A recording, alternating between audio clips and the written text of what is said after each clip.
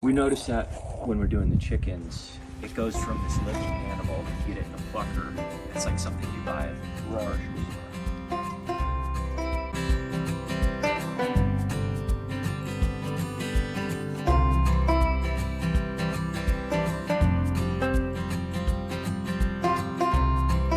Hey y'all, Billy from Perma Pastures Farm. Okay, we're over here at Renewed Homestead, good friends, and we got a lot of other good friends out here too. We got a couple of traveling nurses. We got Sean, the modern yeoman, good friend of mine too. One of Ben's neighbors, Ben and Denise, of course, of Renewed Homestead. We got a number of people, and also Jason from Sow the Land is out here. And what we have here are Katahdin sheep. They've already been gutted, they've been skinned. Here they are laying on the table, and I'm about to do a butchering class, okay? So everybody was invited to come out here and bring their own knives. And so what we've done, William and I basically took these two yesterday. We already gut skinned them, hung them in the barn overnight, let the meat kind of get a little more solid, not as solid as I would like. But we're to the point where we're about to put foot to butt as far as getting this thing done. So what that means is me standing basically right here, and then we're going to have all the students around here putting a hand on this stuff. We're going to be doing a lot more of this in the future, but what this video is going to be about today is something that very few of us, I think, talk about, and if we do, it's not enough. We're going to talk about death on the homestead and how to deal with it and how people deal with it, especially where it's going to be most important are for the people that have never done this before. To a certain extent, we're old hands at this, so but it never gets easier. And if it ever does, then maybe you're doing it a little too much. So with that said, we're going to talk to some of my friends and new friends out here, and we're going to find out how they deal with it. All right, so here we have Jason from Sow the Land, and today's topic is talking about dealing with death on the homestead. So Jason, the first time you took a life on your homestead, how did that make you feel, and how did you deal with it? Yeah, so we just butchered our 2 pigs. I mean, we butcher chickens all the time. But I feel like from a chicken to a pig, that's a totally different thing when the animal has 4 legs and it's much bigger than a chicken. I think for me, it took probably a good 2 years to mentally get there to where, yeah, I could kill this larger animal. And for me, that was everything, like just mentally for me. Like how can I process that? You know, you want to do it efficiently, you want to do it quick. And the first pig I put down was that. It was efficient, it was quick. I got in the first shot, you know, stuck it, bled it and all that stuff, and it came out perfect. But the second pig did not. It actually would not die. You know, like I missed the shot. I didn't get the shot probably right on, and it just was, you know, it's everything that you hear about, you know, that you don't want to happen, and that was my fear of that going to happen, and it happened.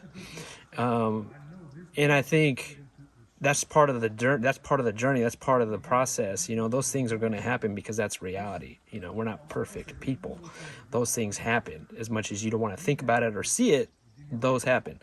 So it's a matter of, after that does happen, what are you going to do? You know, like mentally, you know, I try not to freak out. I try not to like run. I try to like be active and be calm and be like, okay, this happened. What am I going to do next? You know, and try to keep moving forward and putting that pig down, and which we did. And it was fine after that, but it's a matter of not freaking out and just like be calm about it, and don't have to rush, you know, but be efficient about it and just doing it. But now that I've done it for the first time, I hope that I can continue to do it year after year as long as we're raising these animals, because I feel like I've taken the time to raise these pigs or larger animals ourselves. You know, we fed them, we watered, like, you know, we raised these pigs for 8 months. It's a lot of work and a lot of time and energy. So I feel like the least I could do is put them down and put them in a freezer myself. Had beef lob. And it was tripe that you couldn't eat. The tripe freaks me out. They charge money for that? This is your first time fully killing, processing, gutting, and skinning a sheep, right? It is, yeah. How do you feel? You know, really happy that I did it. I mean, it's not pleasant to do it, and I've said this with the chickens. It's not fun, but it is remarkably rewarding knowing where your meat comes from and having a hand in every part of that from raising it up to actually dispatching it humanely, and then taking care and packaging all of the meat on your own land. It's hard to describe that feeling unless you've actually started to do it, but it's really rewarding. We'll say it that way. Was it jarring whenever we killed the sheep the way we did? No, I had kind of been... if you're going to get into this, I think a lot of folks that are used to doing deer, they might have a leg up in not being as shocked by it, or doing chickens. We've done the chickens and getting through that process where you're actually dispatching and slaughtering the chickens yourself. You understand what's involved, and you treat it as a solemn thing. But it wasn't. No, I didn't want to. At first, I was going to help in doing it, but then I let you guys do it, and I'm glad I did, because it was good watching you actually dispatch the sheep. Where can they find you? Yeah. They can find us at The Modern Yeoman. That's our YouTube channel. Come check us out. Come hang out with us.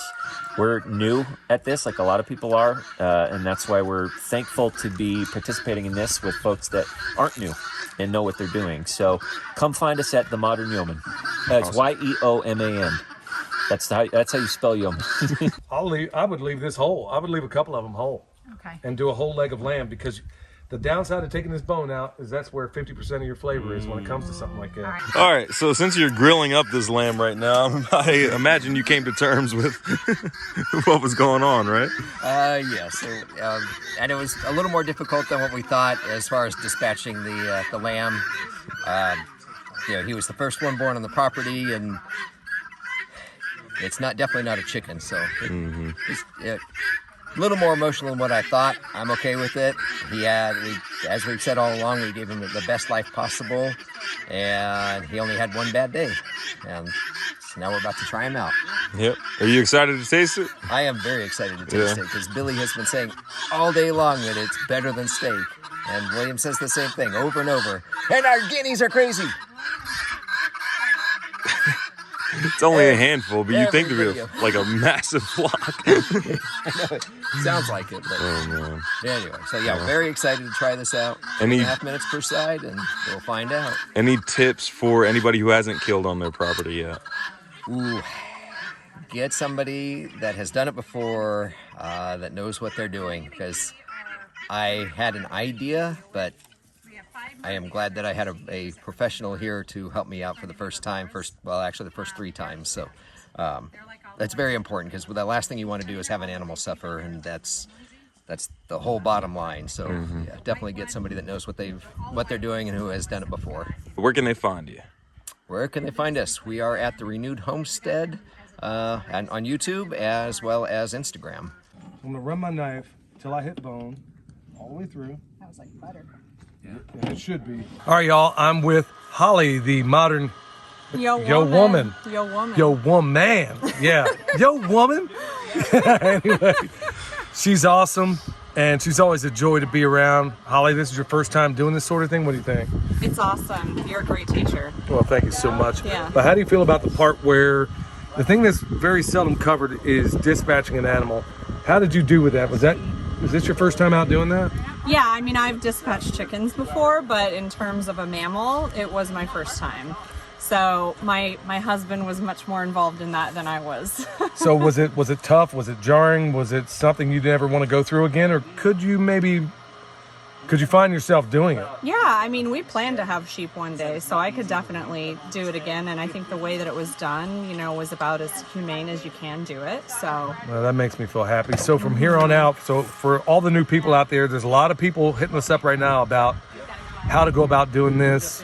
Would you recommend this for anybody, or what would you suggest to a person that has never, in terms of preparation for dealing with the dispatching part of it? Is there anything you could do to prepare, or is there any mental game you can play to kind of get yourself a little more in tune with what unfolds? yeah, well, I think what we did today, praying before the dispatch is super important. Just having reverence for the process. There you go. And just steeling yourself and knowing that what you're about to see is probably going to be a bit grisly, and it might be unsettling. And doing it in community with people who've done it before is super important. Can't say it any better myself, y'all. Yeah. So being nurses and stuff like that, are you desensitized to cutting up, animals or life or taking life, or, well, maybe not taking life, but is this a completely new process to you? I would say it being in the medical field, it helps. Yeah. Because we just have a better understanding of the anatomy and physiology. Mm-hmm. And there's no smells, which is nice. Some of the stuff we do with our patients, there can be odors. Oh man. But we won't get into that. Yeah, so like it's not even the same game. Like it's not even the same sport. They're two different things altogether when you're talking about taking care of humans and then working on a homestead and then taking care of your animals.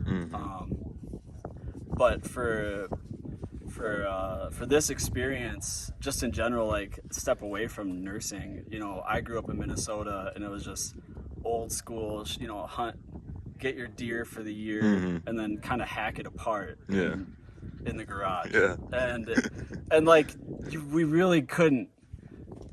It was I would call it like really butchering the animal, like you butchered that versus like an art form. And when we came out here to learn from you guys, it turned it into this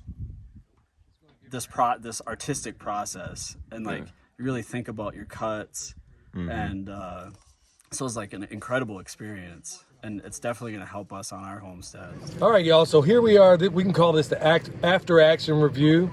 And here I am with Ben and Denise, Renewed Homestead. You remember those guys and gals. This video, folks, you'll obviously see the theme. It's been dealing with the loss on the homestead, whether it's by accident, whether it's, because we dispatched these animals, whatever the case may be. I want to ask them, just as we've asked everyone else, at the end of the day, now that everything's done, how did y'all deal with the process? Let's start with you, Denise, first. How did you deal, or did you prepare yourself in any kind of way of dealing with what had to happen today? Yeah, well, thankfully had an appointment, so I was not here when they dispatched with Lambykins. I know you're not supposed to name your animals, novice mistake, but so we processed 3 sheep. The mother and daughter weren't that big of a deal because, they were, but they weren't. We didn't have the connection with them that we did with the baby, because this was the first baby born on the homestead, and that was really difficult for me. So I did pray about it. I knew we had to do it. We already have a ram, right? We can't, So we knew we're raising them for meat. We try to give them the best life we possibly can, and it really felt good when you said, no, these guys are healthy. They look really good, because that for me was like, I want them to have their best life possible. What you say, like one bad day, right? So I was not here. That was hard. I have to say that still. Sorry, still. Yeah, no, that's part of it. Thank God you weren't there for that part of it. And folks, for those of you out there that are going to have extraordinarily difficult times, there is no shame in not being there. There are things I guarantee that Denise is very, very strong at that Ben isn't. In fact, I know a couple of them. Like, she helps him out with his list inside the house where he will drive himself nuts. But there are parts where he backs her up, and it works that same with me and Michelle, William and me. All of us, we kind of shore each other up. Now, Ben, on your end, you were there when we did the first part. How did it all unfold for you? I knew what to expect, and I plan on going hunting, but I have not taken down an animal of any size other than the chickens that we processed with you. So I wasn't sure, and really when it came down to it, when the moment happened, everything in me wanted to look away. I just didn't want to see it, but it's like, okay, no, I signed up for this. This is part of the process, and if I'm going to give them the best life, I'm going to be there to the very end, and I can't do that if I'm not there at that moment. So I watched it. As I said, he went very peacefully, very quickly, and one bad day. So it was, I guess I wasn't as mentally prepared for it as I thought maybe I was, but I was okay, once, like I said, once he was down, then we move on from animal to carcass to meat. And having your guidance there was crucial to that. If it was something that I was trying to do on my own, no, that would not have been a good idea. Well, folks, thank you so much for checking it out. this is one of those topics that's very seldom covered and probably not covered as much as it ought to be. Yeah. So we wanted to make sure we covered that end of it, especially all the people that are new to this. You want to leave them with anything? Yeah, well, I wanted to say, there is one thing. So it's difficult, but like when we were at your place, and they taught us how to process chickens, they allowed us to bring some of the chickens home, and we didn't do a lot of canning and jarring just because we're in the RV this year, but we were able to take the squash and the corn and other vegetables and then take that chicken and put it in a jar, right? So that we have soup that, is basically free of chemicals. We grew it, we processed it. And there is something really awesome, and it sounds weird, but there's something so, I guess, gratifying knowing It's rewarding. that you raised this food, you raised the garden, you raised these vegetables, and now it's in your cabinet and you can go to your pantry and pull it out, or you can go to your freezer and pull it out. So it's difficult, but there's something also really gratifying knowing that you processed this and that now you're doing better for your family, because it's far better than what you're going to find at the store. It doesn't have the chemicals, it doesn't have the additives, you don't know, you're so disconnected. And I think that's been a real big issue with our country, right? We're so disconnected from our food source. We're so disconnected from where it comes from. Like Ben always says, it's not born on a styrofoam plate, right? So No, that's true. yeah, so now we have this connection with that, but now we can go to our pantry or our freezer, and it's far better for your family, and it's just gratifying knowing you're doing something better for your family. Couldn't have said it better, y'all. Thank you so much for checking it out. We'll see you next time.